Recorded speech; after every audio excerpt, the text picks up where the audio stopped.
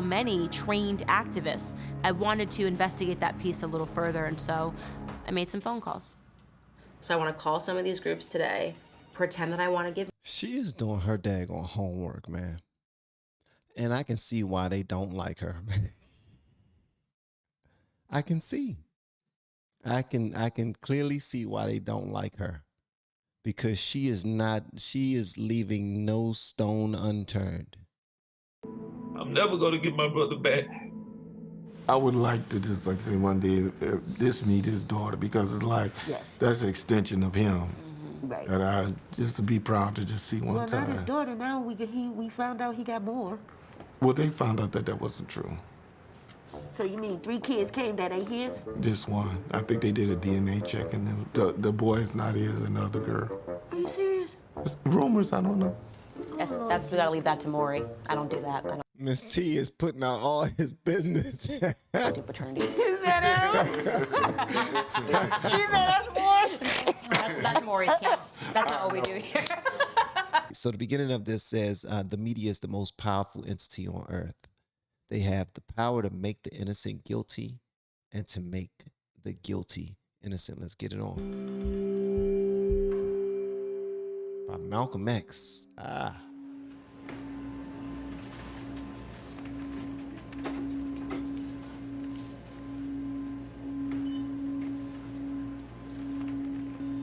Counterfeit 20.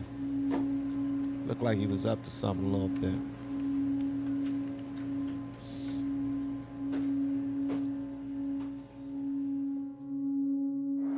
Like you, it's a fake bill from the gentleman.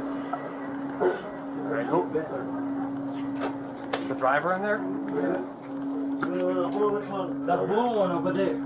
Which one? Step out and face away. Please don't shoot me, Mr. Officer. Please don't shoot me, man. Step out and face away. Can you not shoot me, man? I'm not shooting you. Step out and face away. Okay, please. I can't breathe. I can't breathe. Okay, so that's where everyone kept on saying, I can't breathe, I can't breathe, I can't breathe. Okay, that's where that came from. And they said he was sitting in the car with his drug dealer. Wow. Okay, because I did hear that he was high at the time of being arrested, and high with more than what an average human could consume with the drugs that he had in his system. So that might have had something to do why you can't breathe, bro.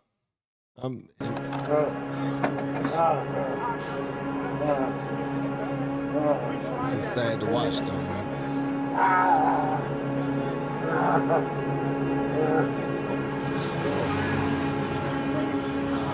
Well, you got him down, man. Let him breathe, at least, man. I've been trying to hear about him. So you can breathe a little bit more. Where my homie down here, he went back home. Why don't you die this thing? Why? Man, I can't breathe my face. Just get up. I have decided to do this video. It has been weighing very heavily on my heart.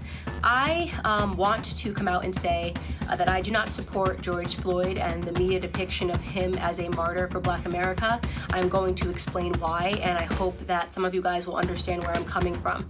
I want to be clear, this is not a defense for Derek Chauvin. I hope Derek Chauvin gets the justice that he deserves to be implemented upon him, and that the family of George Floyd deserves justice.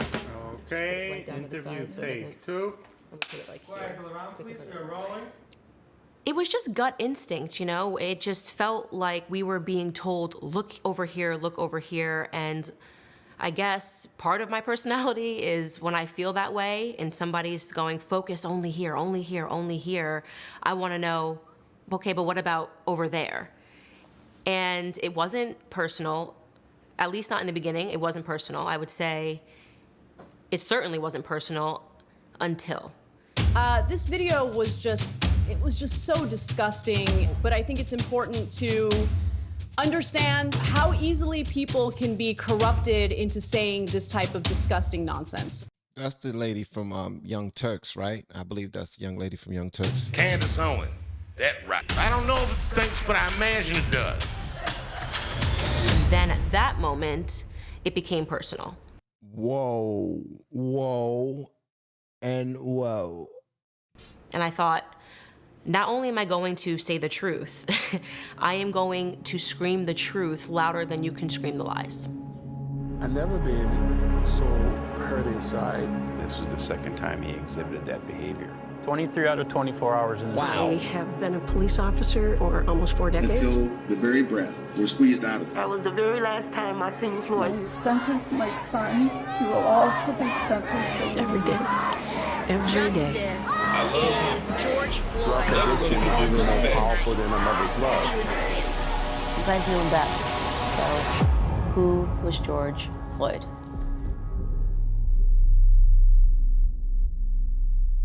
Before we go on with this, I want to say that I really like the way she said, "I'm going to scream the truth louder than you can scream the lies." This joint, man, I'm scared to watch this.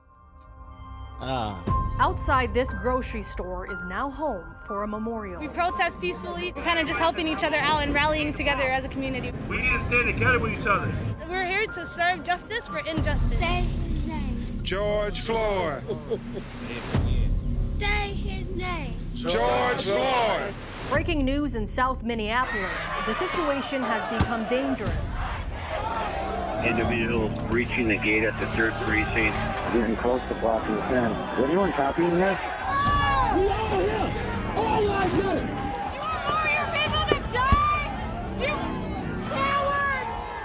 3rd precinct has been compromised. They're about to breach the back gate. They're taking heavy rock. 3rd precinct is swapping flames.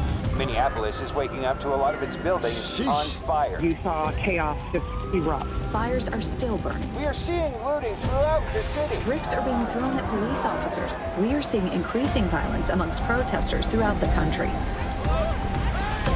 Cities are erupting into... For whatever reason, it has become fashionable over the last 5 or 6 years for us to turn criminals into heroes overnight. And it is something that I find to be despicable, and it is something that I refuse to stand by any longer, and I am not going to play a part in it, no matter how much pressure comes from Black liberals and Black conservatives as some token of people wanting you to believe that this is the only way you can be Black, is you have to say this was wrong and that this, this person was amazing. I won't do that. Why are we pretending that this criminal should be upheld as a citizen of a... Okay. I really, now see, this is the part right here. When I did see a bit of clips, a couple of clips about Candace going hard on George Floyd. And I did not understand why she was going so hard. I'm being 1000%. Now I'm about to find out why she was going so hard. Fingers crossed. Hello, Alvin Monego, and I'm George Floyd's previous roommate prior to his death. This is our house, and give you a little walkthrough and tell you a little bit about our relationship, me and Floyd. So, okay.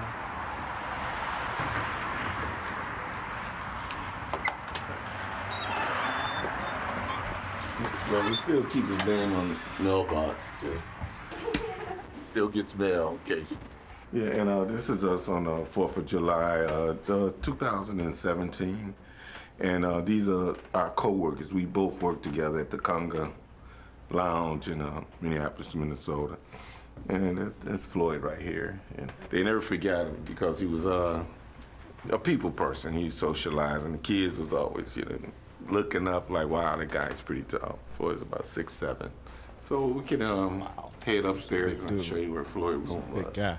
Him and Teresa often read the Bible together, and that was all of these is what he did. Like he got Proverbs marked right here. He used to read this all the time. Let me see, what else did he read? He read Matthew's right here.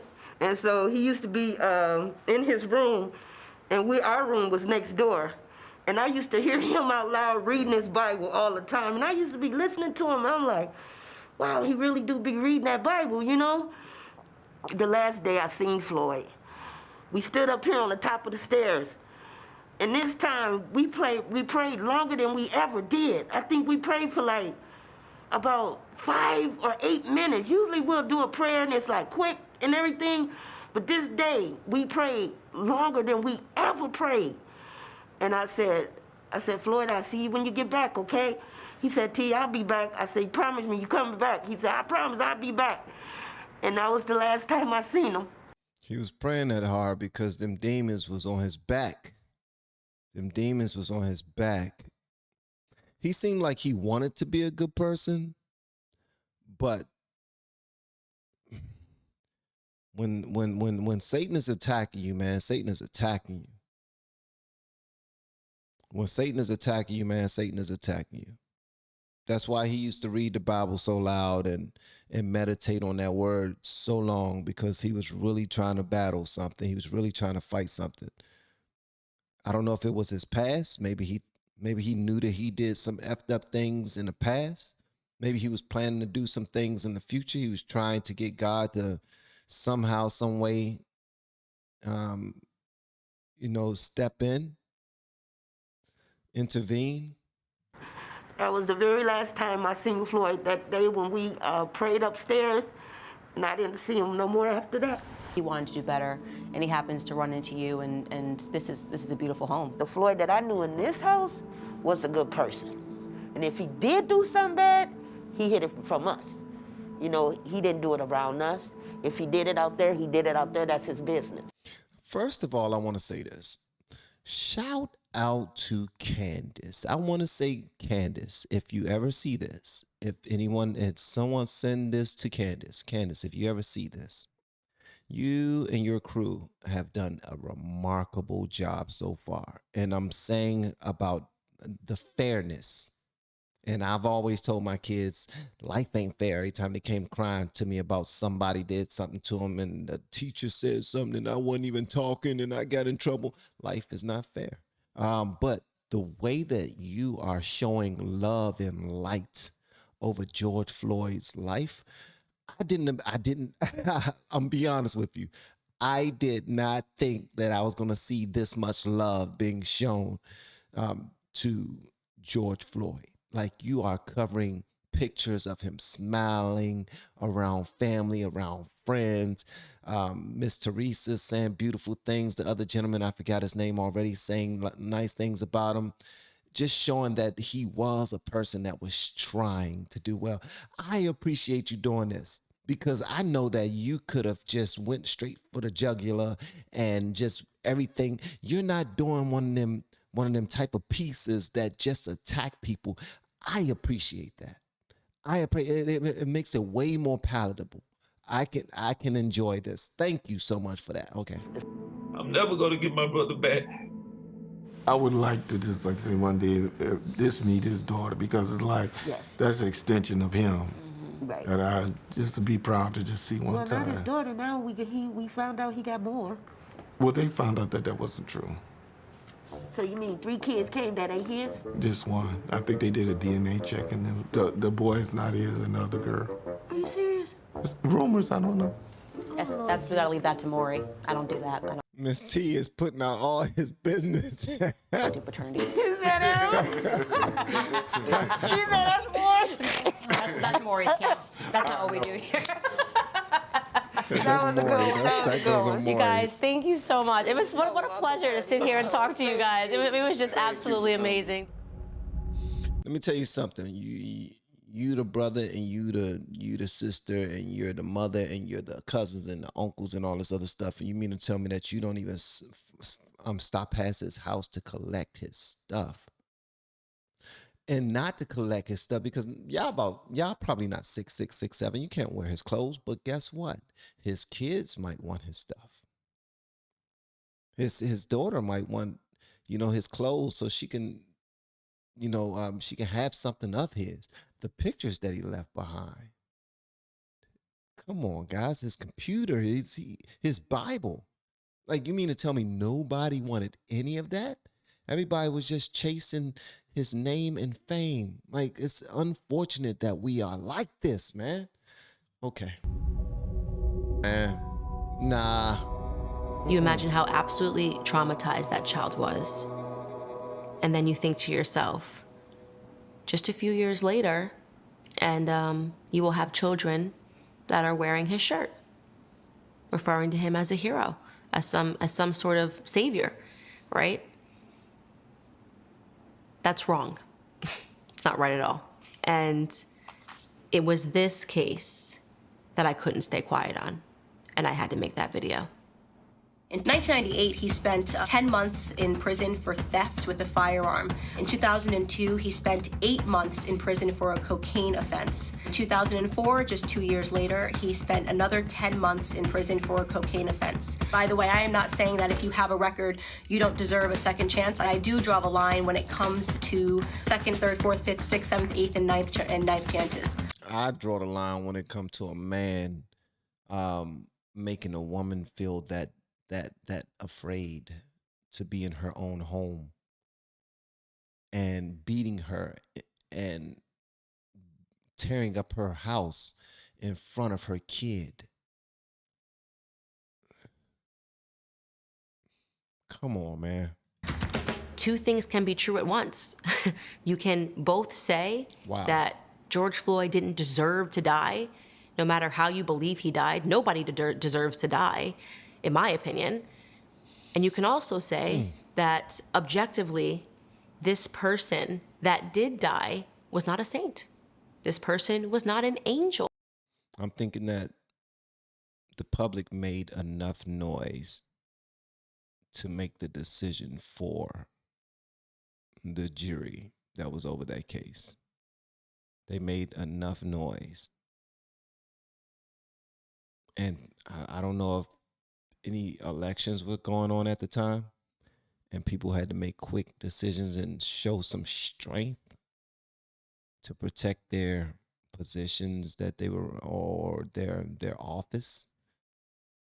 But it seemed like some of that was going on just to shut people up. Okay, look, we locked the brother up. What else y'all want? When he came in the store, he was with a friend of his. The friend of his was paying for some electronics repair, and all of the money he had was counterfeit. Because we knew the person, we told him, hey, we're not going to call the police, just take this money back and don't bring it back here again. And then a few minutes later, George Floyd made a purchase in the tobacco shop with a counterfeit bill, and the employee then called the police. They arrived about 45 minutes later and found George Floyd in his car, and that's when they approached him. Damn, man. Stay in the car. Let me see your other hand. I'm sorry. Dr. Ron Martinelli, forensic. Man, they just asked him to open up the door, and before they can even say what they was knocking on the door for, he talking about, I'm sorry. He knew that he was guilty of something, but what did he think that they was coming to him for? What was your assessment of the police behavior in seeing the full video and seeing how things played out? They make contact with Mr. Floyd, and that is totally appropriate because they're investigating a third person's report of criminality. Stop moving. I'm not doing nothing. Put your hands behind your back then. I'm not gonna do nothing. Stop resisting, man. Stand up. Please, man. Stand up. Why are you doing me like this? Stand up. Come on. We're trying to get out of the street here so you don't get hit by a car. So for the officers, what they have to do is they have to begin an investigation to ask him probative questions, seeking more evidence to determine whether a crime has occurred. All right, what's your name? George. We're here because it sounds like you gave a fake bill to the individuals in there. Yeah. So once they put the handcuffs on Mr.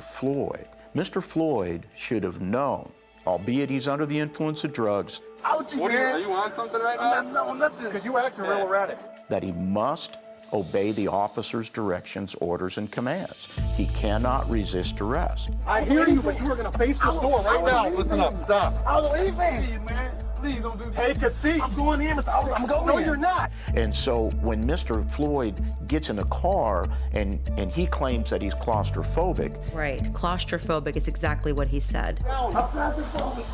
Stand up. I'm claustrophobic. Stay under. I'm just claustrophobic. That's it. I think if I was an officer, I'd be saying, wait a minute, you showed up in a car. You wouldn't get in a car if you thought you were claustrophobic. The officers placed him in a position that's referred to as the maximum restraint position. In other words, he's prone, stomach down, on the ground. Wow. Ladies and gentlemen of the jury, good morning. We plan to prove to you beyond a reasonable doubt that Mr. Chauvin was anything other than innocent, on May 25th of 2020, Mr. Derek Chauvin used excessive and unreasonable force upon the body of Mr. George Floyd until the very breath, no, ladies and gentlemen, until the very life were squeezed out of him.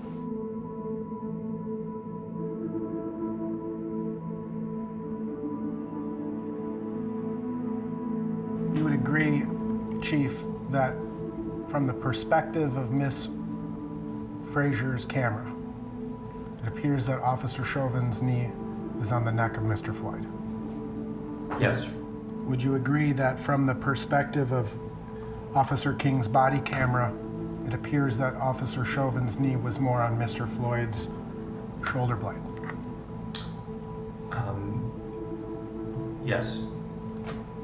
They had to have the jury believe that it was a neck restraint, it was the knee on the neck, it was asphyxiation that killed George Floyd. However, there was a ton of evidence that George Floyd consumed a toxic, lethal cocktail of fentanyl and methamphetamine.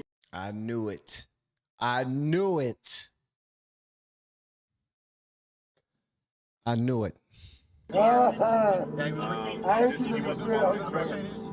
it appear that Mr. Floyd said, "I ate too many drugs"? Yes, it did. Let's put it in perspective. 3 grains of fentanyl on the head of a lead pencil, enough to kill you, enough to kill me. And so they had to continuously inculcate the public to believe that Derek Chauvin intentionally, premeditatedly murdered George Floyd, and drugs had absolutely nothing to do with it. As Lindsay and the toxicologist presented that awful testimony.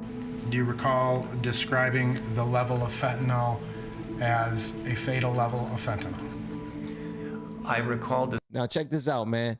Y'all need to go to hatsforsale.com and check them out because we got some nice stuff over there. All right.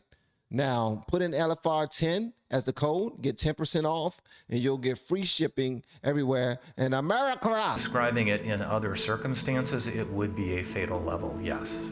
In other circumstances. Had Mr. Floyd been home alone in his locked residence with no evidence of trauma, and the only autopsy finding was that fentanyl level, then yes, I would certify his death as due to fentanyl toxicity. Wow.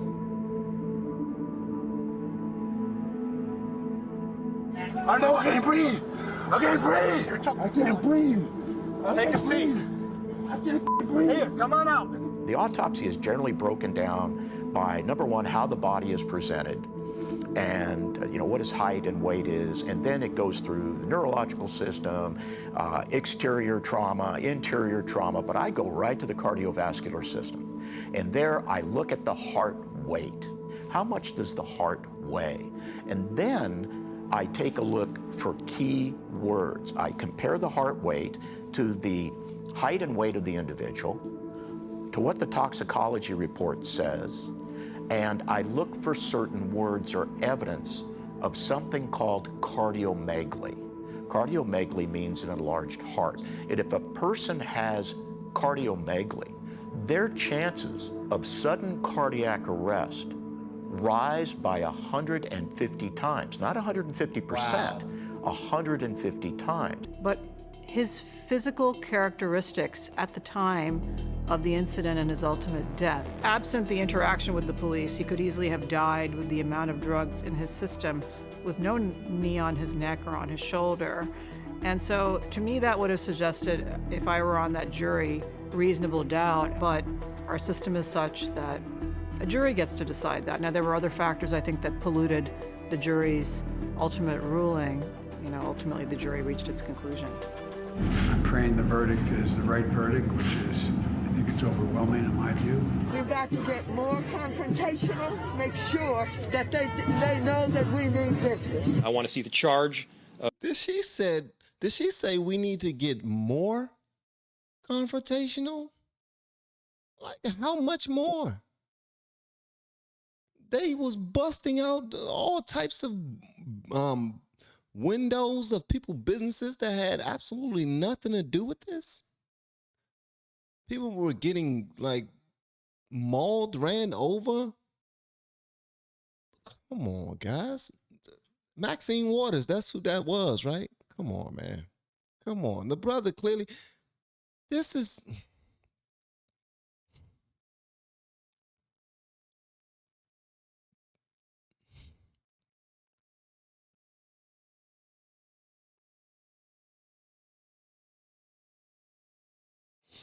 This right here taught so many people that they didn't have to be accountable. That they did not have to be accountable. Do what you want. Do what you want.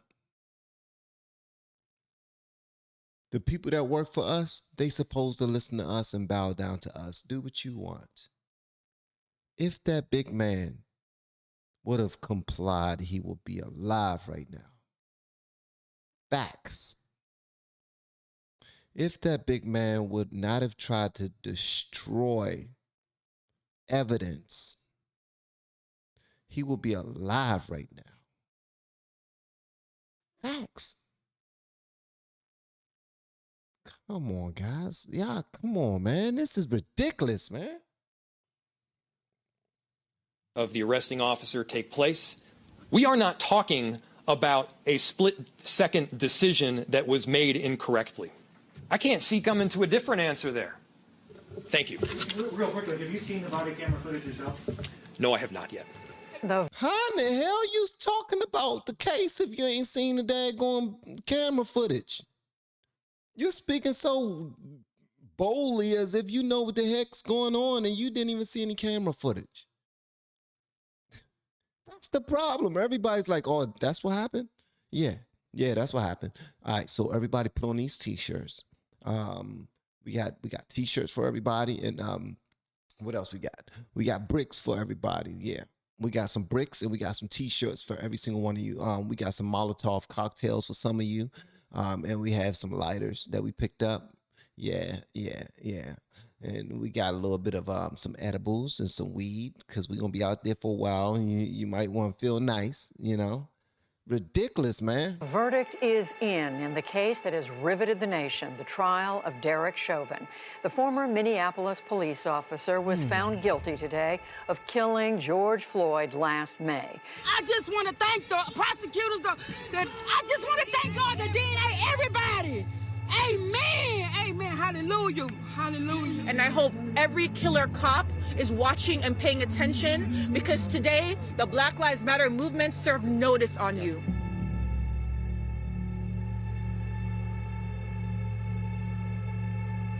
Wow, if you're not careful, the newspapers will have you hating the people who are being oppressed and loving the people who are doing the oppressing. Malcolm X. Bob Crow and anybody who support his racist ass. Bob Crow, I said it. I mean, it was horrendous, absolutely awful. Wow. And I got in trouble for pitching that as a story. We had reporters tweeting their alliance with Black Lives Matter using that hashtag after this movement, talking about it's okay to align yourself with this group and supporting Black Lives Matter. The businesses here that were destroyed, the insurance would not be able to cover that. Right. And so it's a hard thing for people to rebuild themselves, especially after what they went through. It almost seems like a vigil is being kept here. Well, this is pretty much the body of George Floyd. This is where he lay dead and breathed his last right here. Right.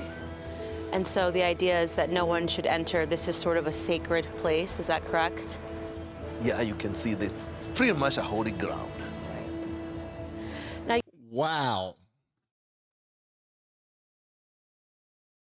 People are damn ridiculous. I'm sorry to say it, but people are damn ridiculous. Damn ridiculous.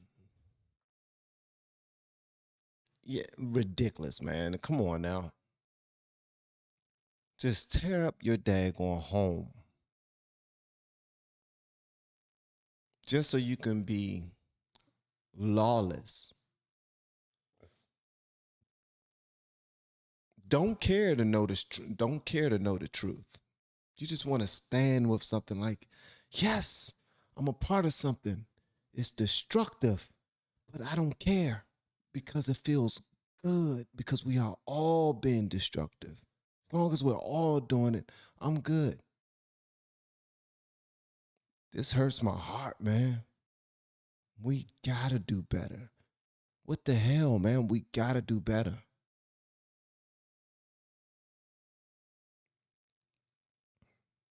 All that money that was raised by Black Lives Matter is not going to fix this up.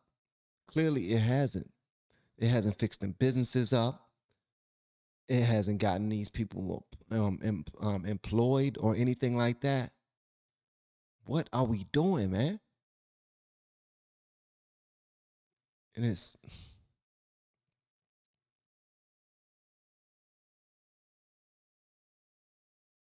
And I hate to say it, but it hurts me even more that people who did this look like me. I often say that BLM now stands for Buy Lavish Mansions, because that's what the BLM movement does. You actually saw in recent weeks there was a person who was effectively working for BLM that personally purchased a mansion, and she pays $3 million for it. Within days, like I think it's 48 hours later, flips that to the BLM organization, who pays nearly $6 million for that same house, booking a personal profit to the person who actually bought it. So that's a self-dealing transaction that enriches personally somebody who's working for Black Lives Matter. Why is BLM buying big, lavish mansions in the first place? That's a crime, bruh. I'm sorry, man. That's a crime. No, I'm not sorry. That's a daggone crime. That's a crime, Slim. I don't care how you slice it. That's a damn crime. And it's unfortunate that they are able to do this off the backs of poor African Americans.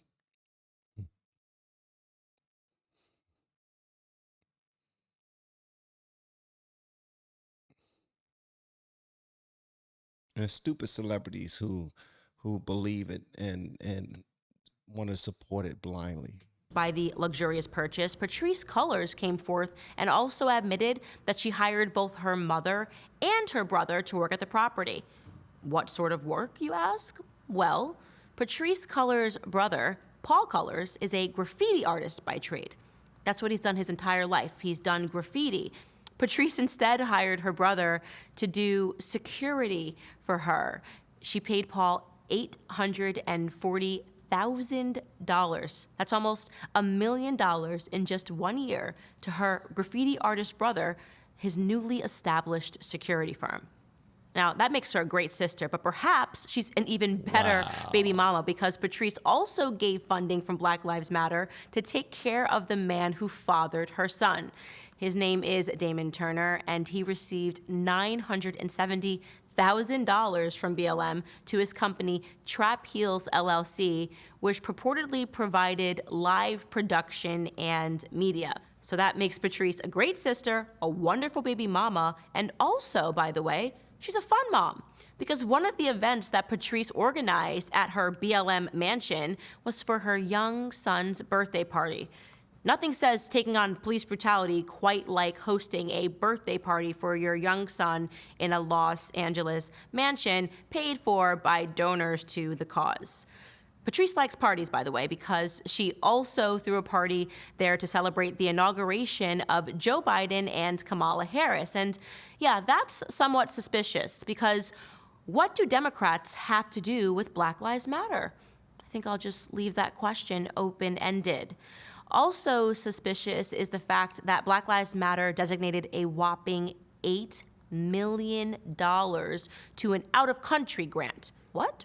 I thought this charity was about addressing police brutality in the United States. Apparently, to do that, you need to send $8 million to Toronto, Canada, to an organization named M4BJ. They purchased a $6.3 million, 10,000 square foot downtown property in Toronto. And I should also mention that M4BJ is run by Patrisse's wife, Janaya Khan, because it is. She is the co-founder, believe it or not. And here's where it gets really interesting. Janiyah Khan is gender non-conforming. These terms can be quite sensitive, so let me just use photos to illustrate my point. Janiyah used to look like this, and now she looks like this. Now that information would be entirely irrelevant if it wasn't for the way that Patrisse Cullors saw it fit to spend the rest of Black Lives Matter's money. Ready for some BLM pride? Well, according to their IRS form, $200,000 went to the Transgender Justice Funding Project. Another $200,000 went to the Transgender United Fund. Another $200,000 went to the They some damn crooks, bro. They some damn crooks. Y'all really got over, man. Black Lives, man, y'all really got over.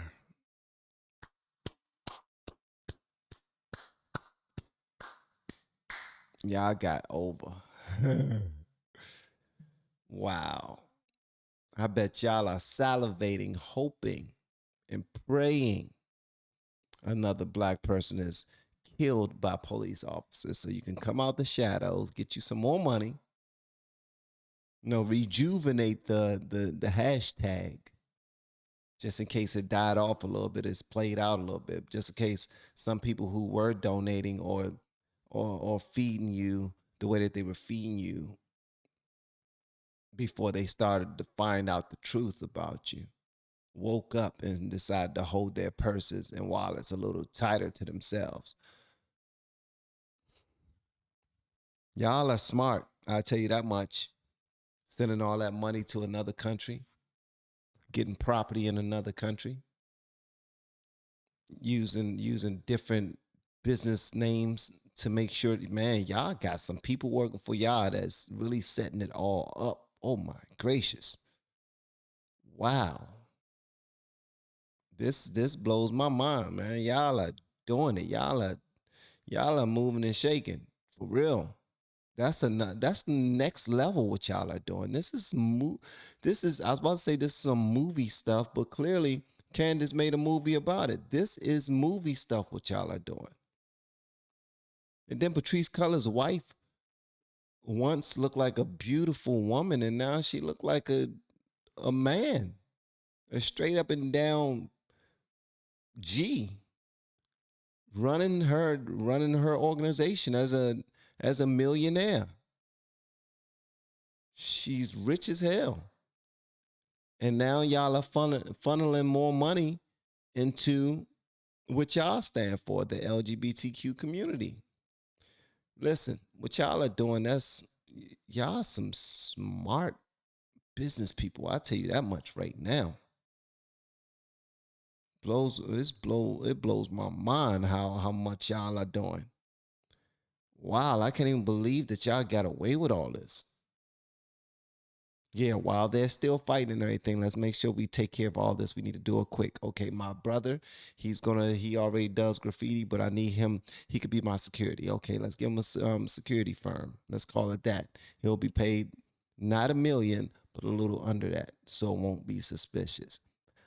Your baby father, man, he does media and he probably manages artists and throws parties. Let's pay him like close to $1 million to $900,000 to continue to do what he's doing. That way my son is constantly taken care of, or whatever you have, son, daughter, I don't know. Make sure he's taken care of. And I'm certain she set up other things. Boom, boom, boom, boom, boom, boom, boom. That's what Candace is breaking down right now. And this is criminal. Anybody that watched this and celebrate them for this, bruh, y'all are cold-blooded. Gendered Law Center. Another $200,000 went to Black transgendered media. Another $200,000 went to the Transgendered Variant and Intersex Justice Project. Another $200K went to the Transgendered District. By the way, if you're wondering what that is purportedly going to be the all transgender district, and I guess that's really, really important for Black America advancement in society, I guess, or whatever. Another $200K went to the St. James Infirmary. That organization, by the way, is for, according to their website, it's run by sex workers and is for them. Specifically, escorts, BDSM workers, strippers, peep show workers, phone sex operators, and webcam performers. It was actually the St. James Infirmary that created the transgendered district. So that's just an organization within another organization, which, by the way, you see a lot of when you go through these documents. So yeah, going to be apparently great big things involving sex workers in the future for Black America. I didn't hear anything. I didn't hear one thing. No Black organizations that they were giving away to. None. It seemed like they were covering all corners in the LGBTQ community. That's it.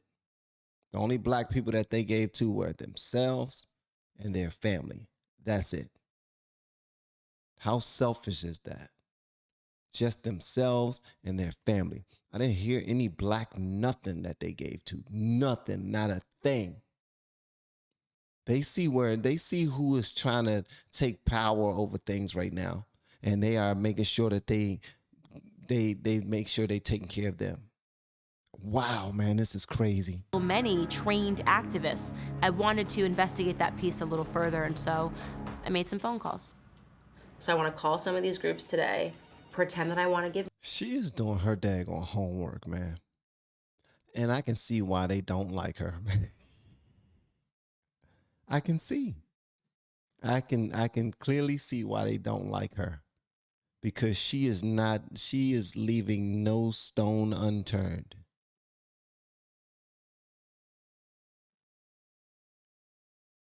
Wow. Who is the executive director of this organization that accepted $2.3 million from Black Lives Matter Global Don't say Foundation? it was one of them daggone Of ladies course, when that I went to the started IRS website, they also had neglected to file an up-to-date return, but there was a name at least, and that name was AJ Reeland, listed as the executive director. AJ owns 3 coffee shops in California. You'd have to imagine my surprise, though, when I found an article about his coffee shop opening in 2019, and buried within the piece was a picture of none other than Patrice Cullors, sitting there with her friends having coffee. What I can say for certain is that you don't just send your non-Black friend $2.3 million just because. Perhaps most hilariously, you'll recall that the founders of Black Lives Matter pride themselves on being abolitionists. They want to abolish the old systems of white supremacy, the systems which keep Black America away from garnering our true generational wealth and financial freedom in this horrible country, which makes it somewhat odd that they invested $32 million into the stock market. Wall Street, what a great way to abolish the system of white supremacy. Wow. Invest in stocks. I think that the IRS docs in the end lead to more questions than they do answers. And if you were an individual who gave to this organization, a well-meaning individual who gave because you thought it was going to help Black America, then you should get answers to those questions. So there's definitely somebody home. Hello. I remember this. She was fake crying. I was just looking to speak to whoever is at this property. Sir? Hello? I don't know if he's going to get someone. I see a very cute German Shepherd, it looks like. This morning, I woke up to Candace Owens being outside of my house with a news crew. Looks to be maybe in his mid-40s, white male, black hat, and he is, whoever he spoke to on the phone has instructed him to record us, which is strange because we just want to talk. And what I see in the driveway are 2 cars and a sign that says you are exactly where you are supposed to be. She was demanding that I come outside. Hi. Hello. Yeah, she's so demanding. Hi, you're welcome to record. I just want to talk. Are you instructed not to speak to anybody? We're not trying to harass you. We'll gladly leave. We're just wondering if we can speak to anybody. Sorry, what was that? Okay, I just thought this was a house for Black Lives Matter. It's unacceptable and it's dangerous that anybody, any stranger, come outside of my house. So you're just trying to figure out if this house is actually being used for Black people in a creative space at all. Wow. And it doesn't seem that way. What happened this morning is not safety. It's not what I deserve. It's not what any of us deserve. I can't see how this purchase helped Black lives anywhere in America. I can't even find a Black life on the property. The dog's not even Black, so there's that. And so they're literally trying to destroy us. They're trying to destroy me. They're trying to destroy the movement. And the movement, I finally get it. God dang, man. Y'all are feeding people the same thing that the government feed people when they want their help.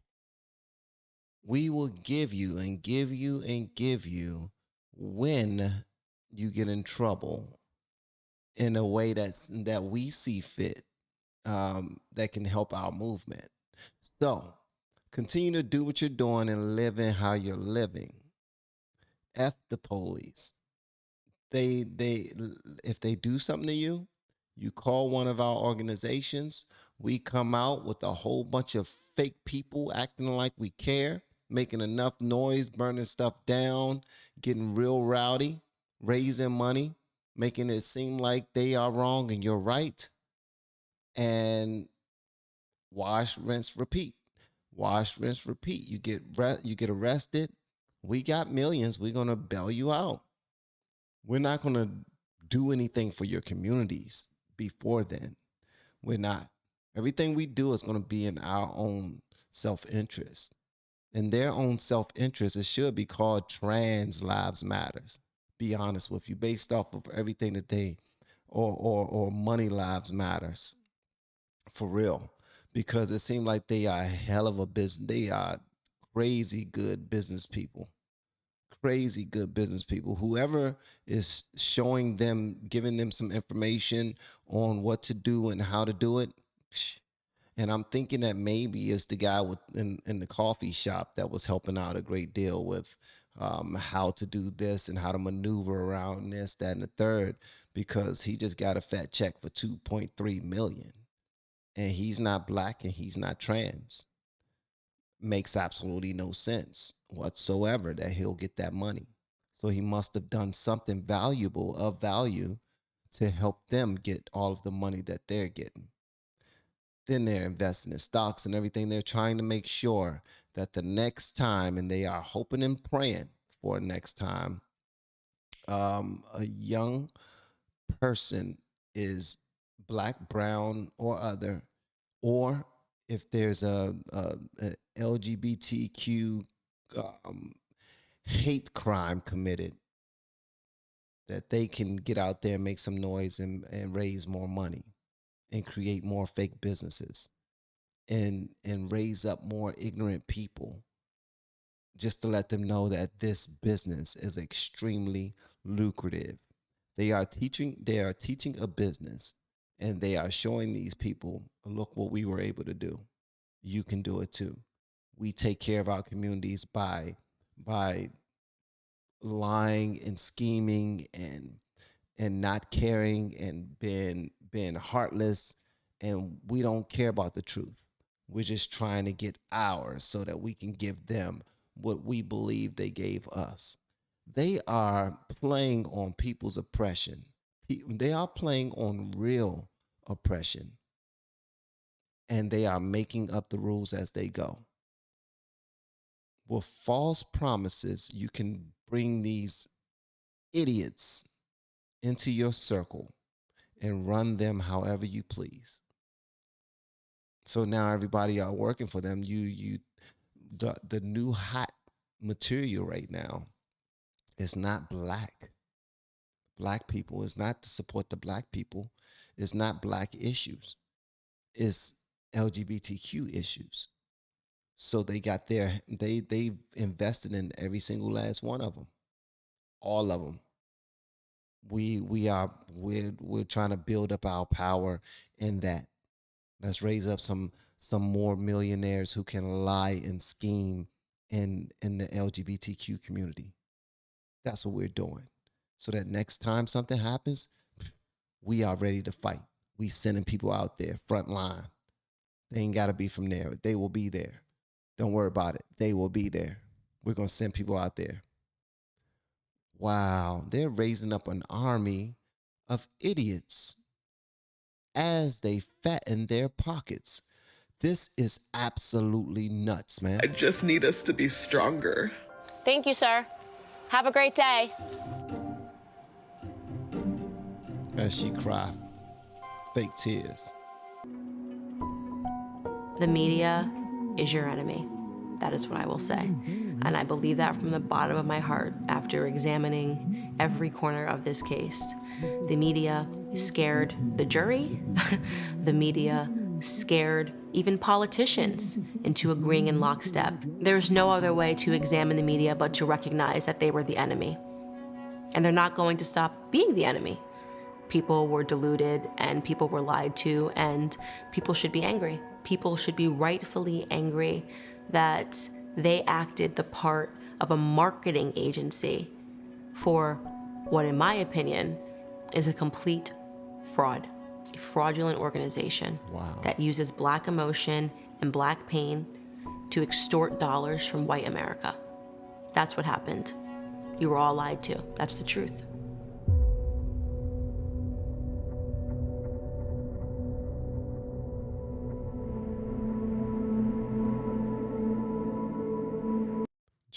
George Floyd's roommates still have not received any financial support from Black Lives Matter. That's crazy. Wow. Candace personally paid for a year of George Floyd's back rent. Wow. Wow.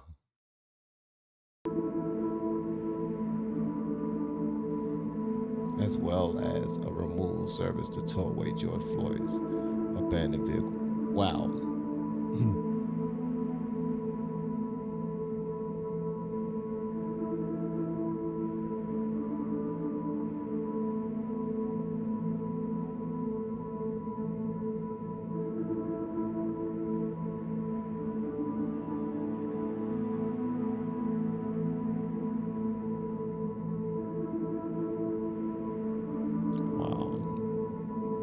They saw a 58% increase in murder. We're so sad about him dying at the hands of the police that we're going to just start killing each other. And the highest number of homicides in over 20 years.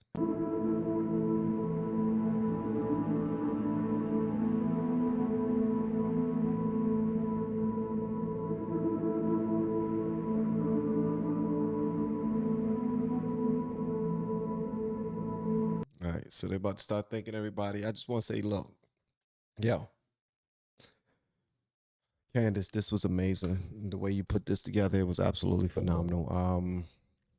And I also want to say that I was extremely uncomfortable watching this entire thing.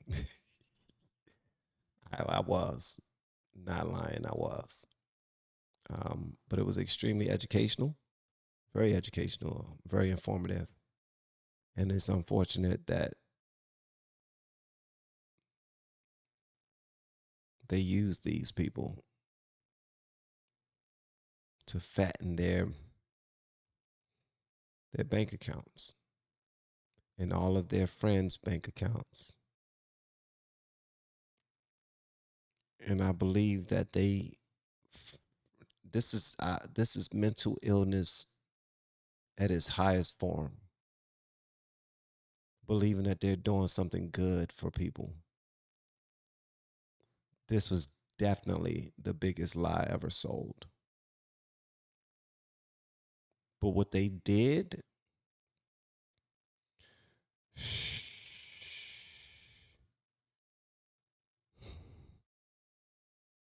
this right here,